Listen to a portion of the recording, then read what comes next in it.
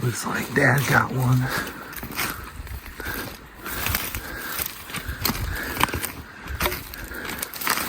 He set up on that steep hill. Did you get one?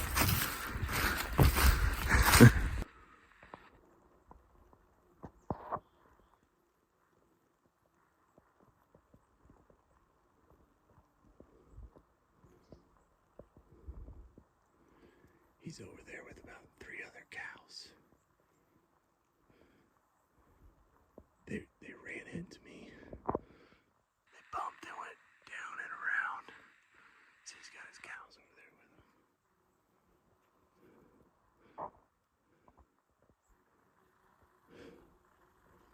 Beautiful. Absolutely ginormous.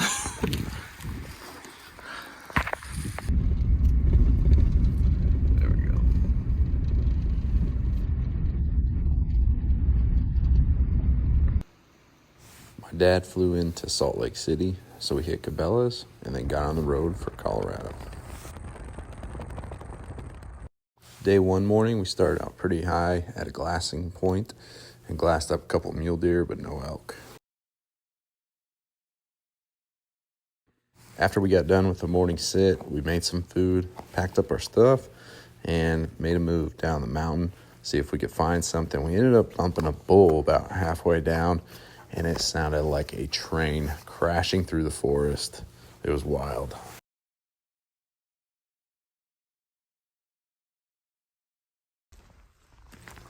It was unseasonably warm for first rifle season, and one thing I really did learn was that the elk are going to hang around that dark timber, north-facing slopes, and you really have to key in on that and adjust where you're going to be sitting, where you're going to be hunting, because those elk are going to be looking for those cooler places.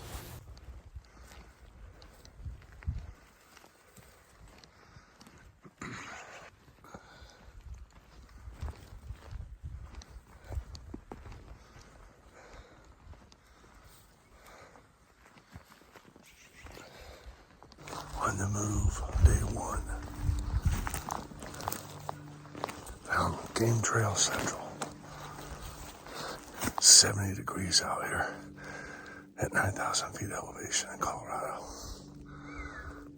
We're going after them. I passed by quite a few mule deer does. When I was going down to my afternoon spot, I set up on a wallow, thinking that maybe some elk would hit the water with the weather being as warm as it was. Dad ended up shooting a cow on the first evening, so I made my way over there to help him cut it up. Looks like Dad got one.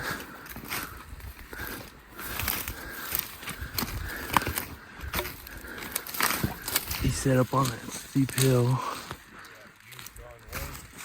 Did you get one?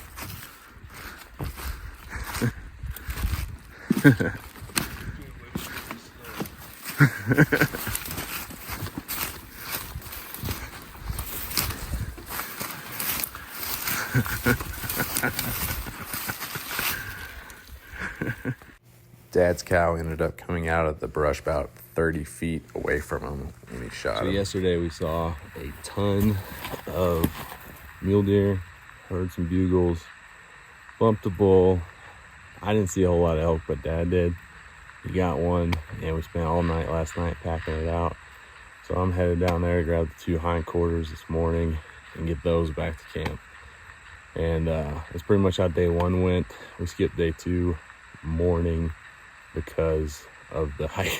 We got back in, like, we didn't go to sleep till about 1:30 last night. So keep you guys posted.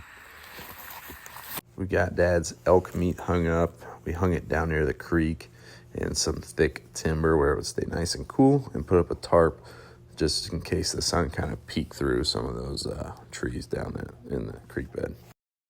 When we were cutting up Dad's cow and it became pitch black outside, we actually heard 2 bulls bugling back and forth. They were kind of offset to the side and a little bit lower. So the next afternoon, I set up where I found some dark timber that butted up to a nice meadow, and sat there but did not see anything, didn't hear anything. So it's kind of back to square one for day 3 morning. All right, guys, so here's how it went down. I was sneaking through some black timber, and I came through on the other side, and about 100 yards that way, there was 3 cows feeding down the hillside there. It was a 60-yard offhand shot. She ran about 100 yards.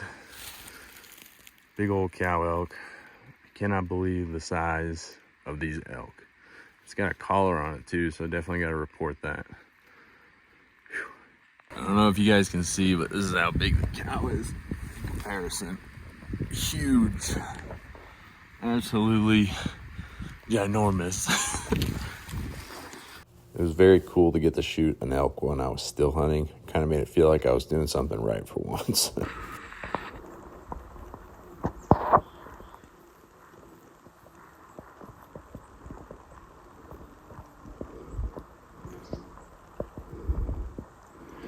He's over there with about 3 other cows. They ran into me, bumped and went down and around. See, he's got his cows over there with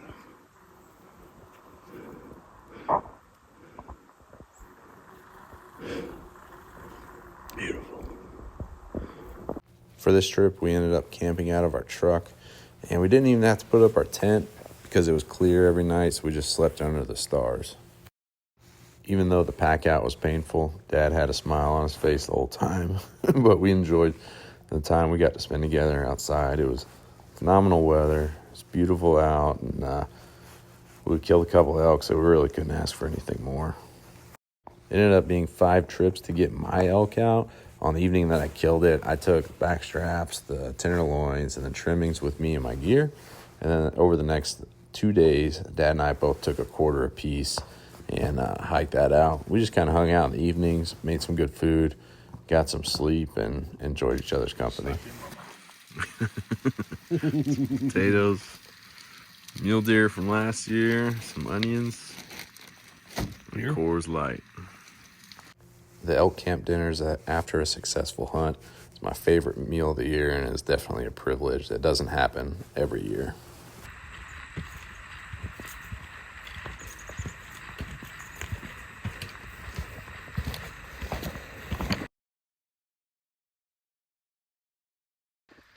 Packing our big ass cow out. 2 miles back, mostly uphill, back to camp.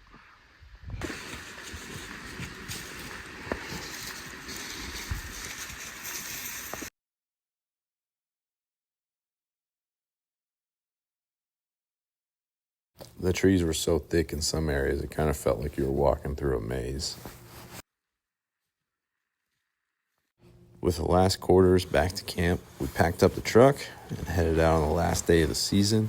We hit the CPW office on the way out and turned the collar in. When we got back to my house, we butchered all the elk and then got ready to go hunt for a bull, 3rd rifle season in Unit 71. We stayed right outside of Dolores, Colorado, and then kind of made our transit to our hunting spot in the morning, driving and then hiking. So we had to get up at like 3 a.m. every morning. It had snowed a couple days before the season kicked off, and it was like walking in a winter wonderland once we got up the elevation to the area where we were hunting. Saw a ton of mule deer tracks and no sign of elk on the first day. That first morning, I sat in a couple shooting lanes where I could look both ways and didn't see a whole lot, so I got up and started taking a look around and found a elk bed and some fresh sign. So the elk are coming in down here. And there's a frozen lake, and then there's a wallow right over there where they're drinking and wallowing. Probably drinking this time of year. But anyways, and then their tracks go down under that little hill right there. So I'm set up waiting for them to work their way back or down tonight.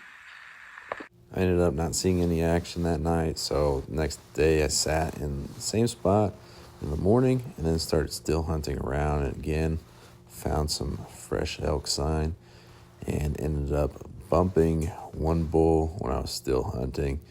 Couldn't tell you how big he was, but saw his horns turn and he trotted off down the mountain. Kind of seemed like we were a day late and $1 short with all the sign, with only seeing one elk, but it just looked like a freaking elk highway where we were at. I ended up sitting where I saw that elk the next couple days, and looking back on it, I should have gone back and followed his tracks in the snow and seen if I could have made a play on him that way. One big thing I learned this trip was adding up the driving time and the hiking time, because we hunt from sunup to sundown, and if you don't have that nailed down, it kind of limits how far you can hike in and hike out on a daily basis. I think we were definitely around some areas where bulls were using, but again, it just seemed like we were just behind them the entire 7 days that we were hunting. I wouldn't think that 4 to 6 inches of snow would really push those elk around. It definitely did for the mule deer. We never saw a single mule deer, even though the tracks were everywhere. One takeaway I had from the hunt was that the beds that I found were all around the edge of a meadow or a tree line or something like that. So when I am still hunting, I try to consider that and glass on the edge in case they are bedded down near an opening. It kind of blew my mind to see all of the sign and such little activity while we were hunting. It was like the animals had been using that area, and as soon as we showed up, they headed out of town. We hunted all 7 days of the season. One morning I did try another spot that was lower in elevation. We saw a couple elk on private land, but nothing on the public. One day we did go to a new area altogether to just see if we could turn up some action somewhere else, and we did not see anything. Again, no mule deer. Saw some old sign and hiked way back in until we got to some snow where it was starting to get real deep. And that's kind of like where we called it for that evening, and gave it a good shot. But this season, it just didn't really work out as far as the bulls go. Thank you guys for checking out the video. I try to make one every year that we do go elk hunting. And 2025, we're going to be applying for a few more states. So hopefully we'll be able to get out a couple more times in some different areas like Wyoming and Montana. All right, take care. See ya.